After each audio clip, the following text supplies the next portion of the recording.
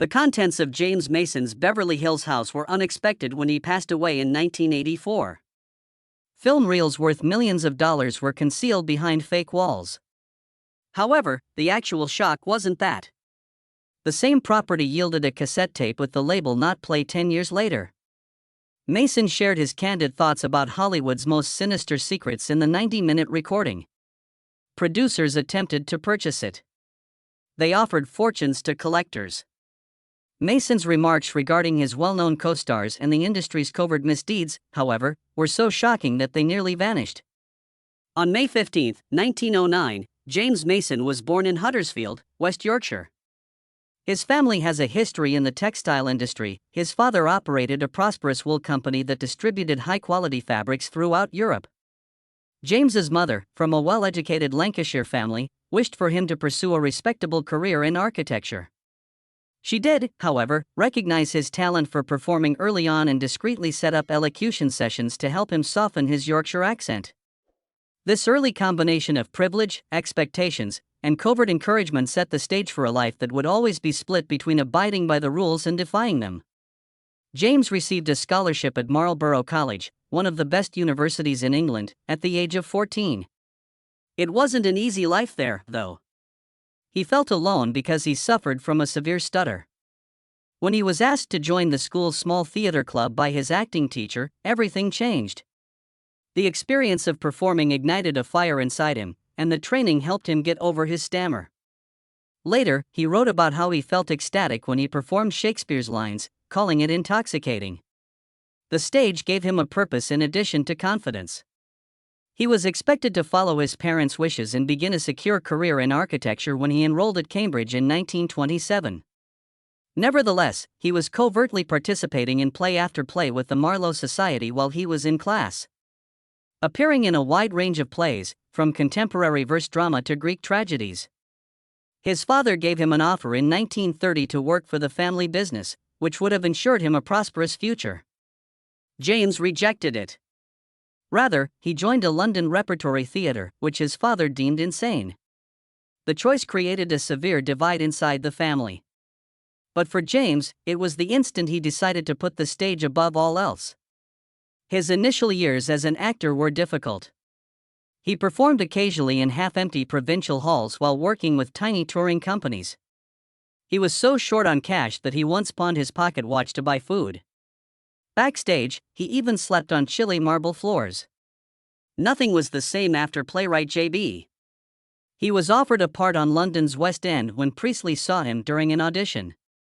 He went from a struggling actor to a critical success almost immediately, receiving accolades for the nuanced nature of his performances. With pure perseverance, James recovered from the brink for the first time in a long time. Soon after, his personal life began to garner almost as much attention as his work. He met a married woman on a movie set named Pamela Colino, and he fell in love with her. Both in private and in public, their friendship led to a scandal. Everyone was startled to find that he had lived under the same roof as Pamela and her husband for a while. Following her husband's divorce filing, Pamela and James hurried to get married in Nevada, but the timing sparked a flurry of bigamy rumors. Although the secrecy surrounding their union hurt his reputation, their relationship remained strong in spite of the consequences. He occasionally went to perilous lengths on stage because of his devotion. When I Met a Murderer was being filmed, he insisted on doing his own stunts. He suffered serious injuries after a cart accident led him plummeting from a precipice. The same day, he kept filming while concealing his broken wrist behind a coat, refusing to receive the necessary medical attention. He retained the physical reminder throughout his career because the damage never completely healed. James took a decision that divided the population when war broke out. He registered as a conscientious objector, refusing to serve in combat. Newspapers called him a coward, and he was turned down for a job by some studios. He risked his life to rescue survivors from burning rubble night after night during the Blitz, however, rather than fleeing. Despite being riskier than many combat duties, his service did little to appease his detractors. But those months of unrelenting labor demonstrated a different type of bravery that never quite matched the expectations of the general public. With the release of The Man in Grey in 1943, everything changed. James was able to persuade the director to allow him to portray the antagonist rather than the protagonist, and the part made him famous. Because of how powerful his performance was, people flocked to theaters to see him, applauding when his character passed away.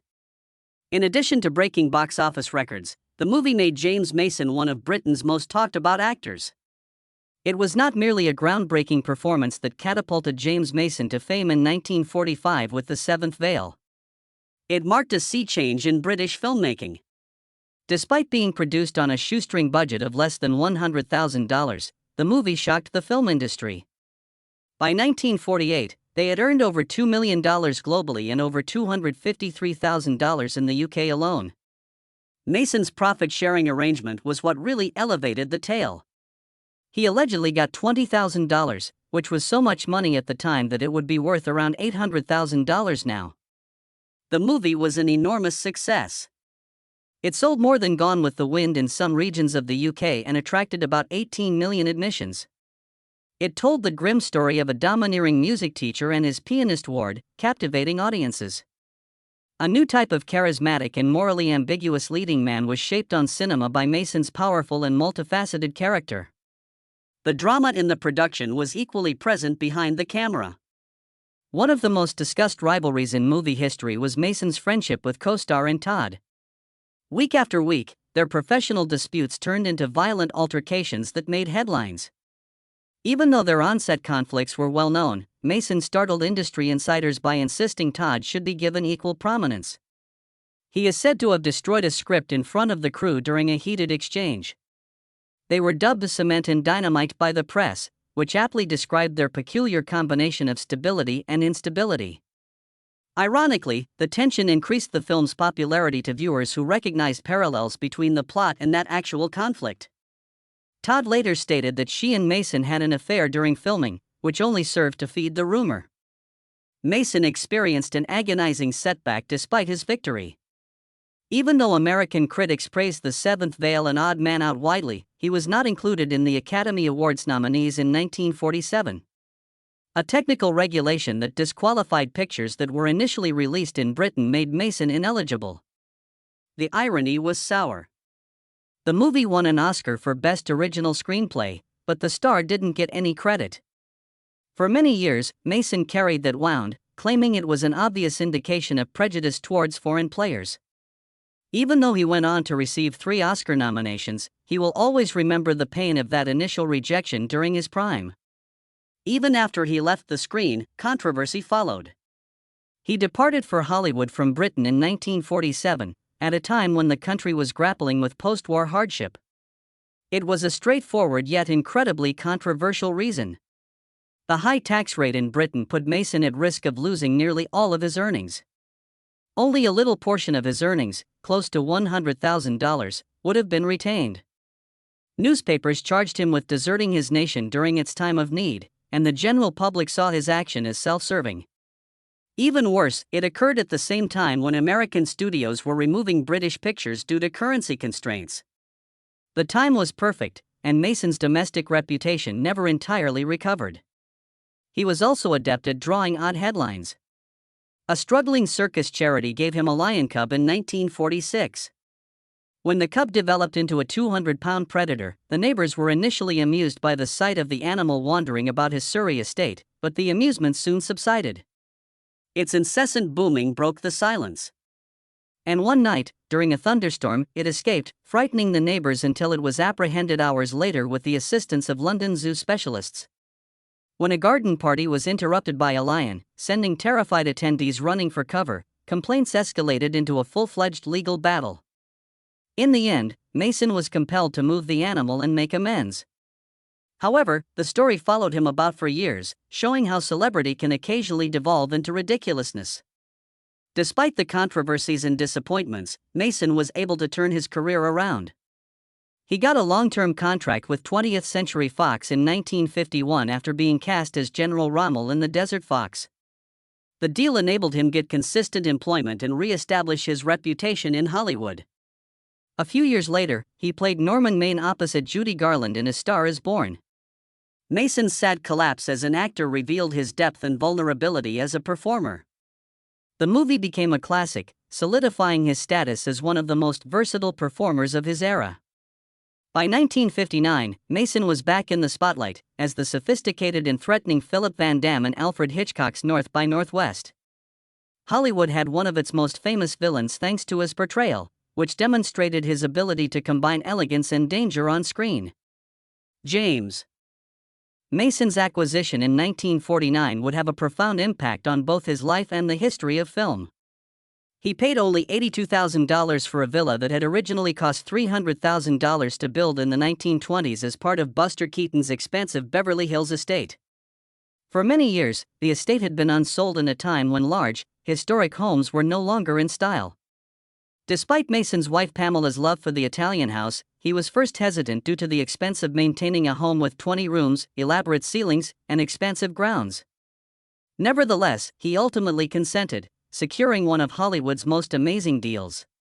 Cary Grant and Marlene Dietrich were among the numerous well-known visitors to the house, but nobody could have foreseen the secret it was concealing. During standard renovations a few years later, workmen discovered a fake wall in a tiny shed behind the house. Reels of nitrate film that had been stored for decades were discovered when they finally made their breakthrough. All were shocked by what they discovered. The reels included some of Buster Keaton's lost works, such as The Long Lost the Boat and a full copy of The General. They weren't your typical antique prints. They were among the few copies that still exist today, despite being kept in conditions that ought to have destroyed them long ago. The workshop was constructed by Keaton himself, who used it as a private storage facility for his films. If Mason hadn't found them, these treasures might have been lost forever. Mason was aware of how dangerous it was to ignore the nitrate reels. They were decaying already and were quite combustible. He contacted Raymond Rohauer, a preservationist, without hesitation. The films were difficult and expensive to preserve. Mason had them reproduced onto safer film stock for $5,000, which was a significant sum in the early 1950s. Instead, he gave the originals to the Library of Congress, even though he could have destroyed them or kept them hidden. Mason's decision helped to save some of the best silent comedy films for future generations at a time when many studios were throwing away old reels. However, it was not all that easy. Keaton's widow contested Mason, saying the films should have gone through the estate because they were her late husband's personal belongings. Years could have passed during the legal battle. But Mason struck a secret agreement to avoid the legal struggle. She signed away any further claims, and he gave her 2 reels in return. This amicable agreement guaranteed that the films would not vanish into locked conflicts again, in addition to saving him many legal expenses. In a rare instance, common sense won out and Keaton's brilliance was shared by everyone. It had an instant and long-lasting effect. Using the films Mason had saved, Keaton's work was the subject of a significant retrospective at the Museum of Modern Art in 1957. Silent comedy's genius was rediscovered by critics and viewers, and the occasion sparked a contemporary movement to preserve and research vintage films. Scholars started studying Keaton's technique in depth, and filmmakers took inspiration from the rediscovered masterpieces. Mason's discovery demonstrated that even lost films could be recovered, which fueled searches that would ultimately save thousands more. What had once been seen as disposable entertainment was now seen as art. Outside of this amazing finding, however, Mason's life was anything but tranquil. After being passionate at one point, his marriage to Pamela descended into a public scandal and a whirlwind of accusations. When their arguments reached the headlines in the early 1960s, Mason retaliated with accusations of adultery, while Pamela accused him of cruelty. Years passed during their tumultuous and costly divorce, which cost him millions of dollars. From acrimonious disputes over money to startling allegations of jealousy and wrath, the courtrooms turned into a stage where personal elements of their lives were revealed. Mason subsequently acknowledged that the marriage had been his greatest regret, and the repercussions left scars on both of them even after it ended. The next dispute over custody only made matters worse. At the age of 14, their daughter Portland was compelled to testify about their home life, including ridiculous conflicts that frequently revolved around which parent a family dog preferred. The pair had almost 20 pets.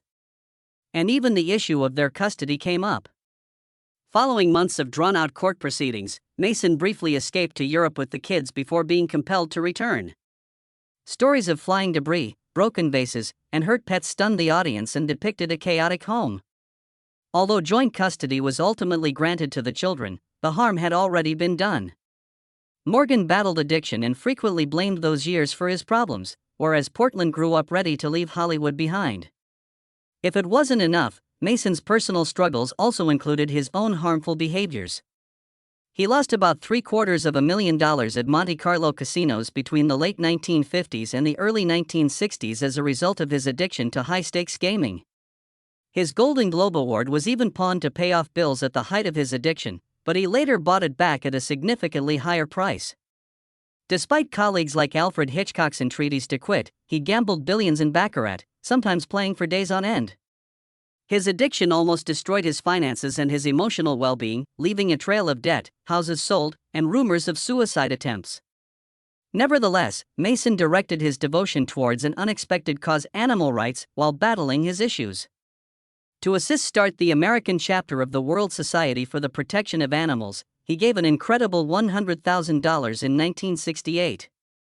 He had developed compassion years before after seeing a vicious dogfight during a movie production. He fought tenaciously against animal abuse in laboratories and circuses, took in scores of animals on his estates, and saved strays. In order to protect elephants from exploitation, he funded clinics, testified before Congress, and even adopted them. His commitment predated the trend of celebrity activism, making him one of the first celebrities to dedicate their wealth and notoriety to animal welfare.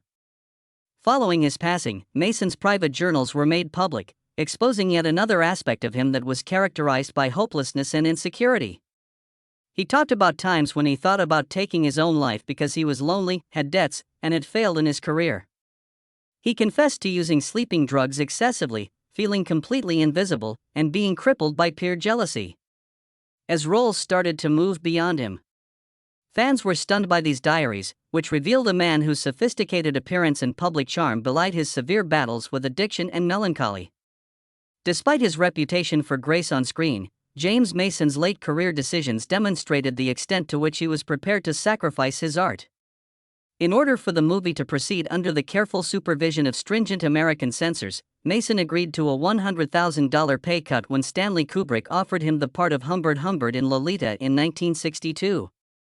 Although it was an unexpected sacrifice for a celebrity of his caliber, Kubrick had little wiggle room due to the contentious subjects of the book. Kubrick steered the movie towards psychological tension rather than explicit content, producing a plot that was suggestive but controlled. After its June 1962 debut, the movie was nevertheless banned in a number of nations.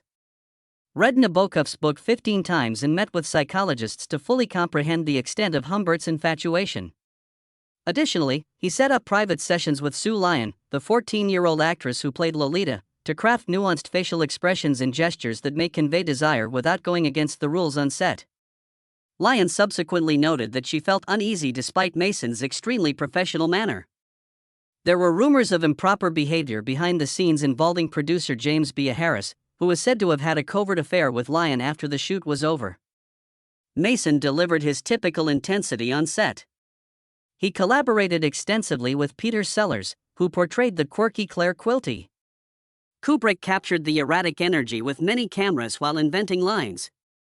This led to a style that pushed Kubrick into the fantastical, while Mason anchored the movie with a performance that startled viewers by giving a gruesome figure a curiously human quality. A dozen retakes were made of one scene of Humbert's collapse in order to get the ideal ratio of desperation to restraint. Mason's perseverance was demonstrated by this detail.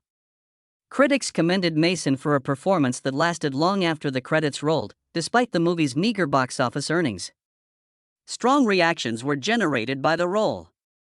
Despite the hundreds of letters accusing him of exalting perversion, his reputation for taking chances that few other prominent men would have dared was solidified. Mason once more challenged convention in Georgie Girl, which came out a few years later. 1966, Mason's portrayal of James Leamington, an older man who was pursuing a much younger woman, was the most memorable part of the movie. The role hardly took up 7 pages in the book. He made audiences wriggle by introducing extended silences, purposeful pauses, and spontaneous sentences. This script was already deemed one of the most immoral that the British censors had ever seen. And the agony was only made worse by Mason's decisions. His relationship with Lynn Redgrave, who portrayed the impressionable Georgie, gave the drama. Mansion was bordered by 42 palm trees. It was unknown to Mason at the time that there was a film vault within the estate that had some of Keaton's long-lost two genuine comedies from the 1920s. Prints of iconic works such as Cops, The Boat, The Playhouse, and The Balloon Attic were found within. These were believed to have vanished following Keaton's financial and professional downfall in the 1930s. After drilling inside the vault, Mason discovered reels valued at more than the total cost of the home. Later, these pictures were preserved and repaired, and the discovery provided much-needed publicity for Keaton.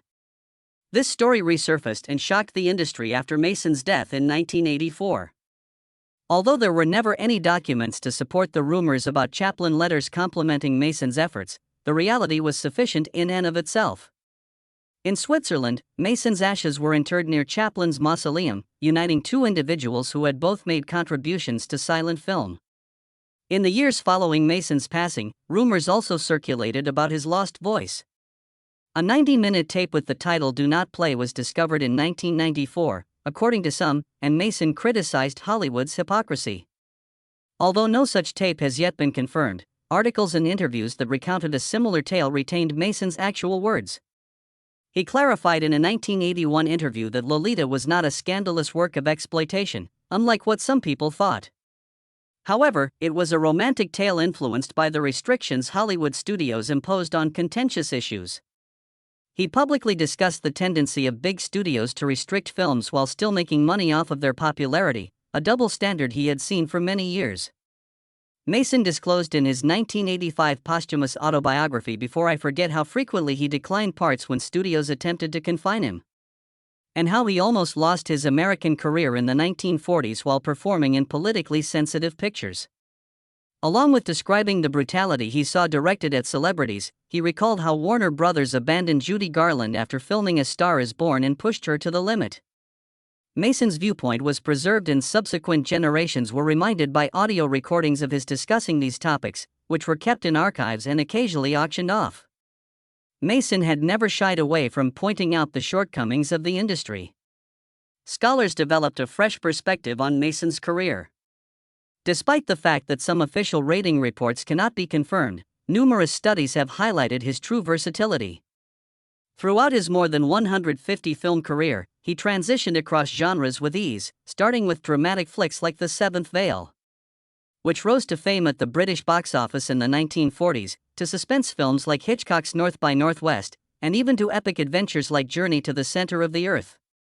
Critics noted his ability to effortlessly go from a sweet romantic lead to a terrifying antagonist, a unique skill that kept him in demand for decades.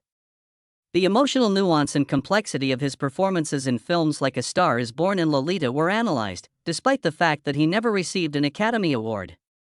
As more of his work is viewed and saved, particularly thanks to contemporary technology that makes older films more accessible, his reputation is only expected to increase, according to recent research.